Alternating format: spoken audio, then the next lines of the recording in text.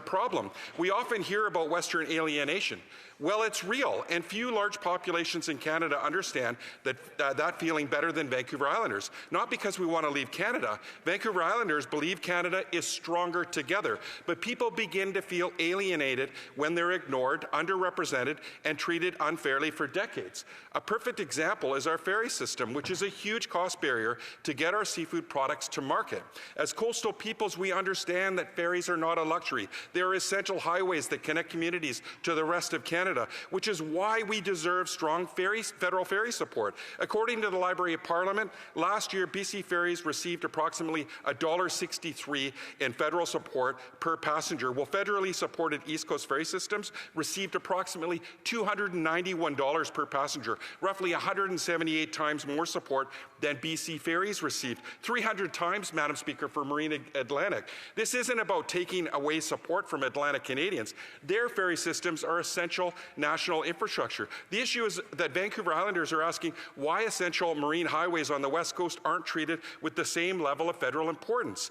The federal government keeps pointing to constitutional agreements signed more than 80 years ago and funding formulas created nearly 50 years ago when Vancouver Island had about 450,000 residents. And now the government points to temporary pandemic relief and repayable infrastructure bank loans as proof that the system is fair. But emergency COVID funding was temporary. Atlantic ferry systems also receive pandemic support, and loans still have to be repaid by British Columbians through fares and borrowing costs. That's not the same as ongoing federal operational support.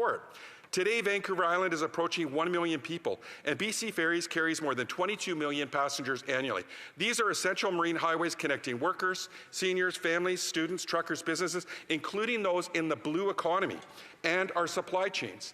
Premier Eby made the point clearly: the federal government shouldn't reward provinces that threaten separation while ignoring regions that continue working constructively within federation.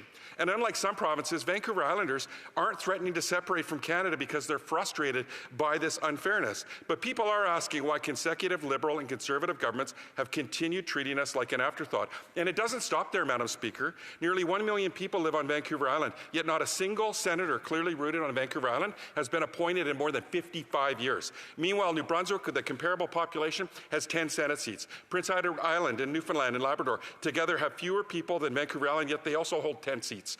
This means no Vancouver Island senator on the Senate Fisheries Committee. This is what being ignored looks like.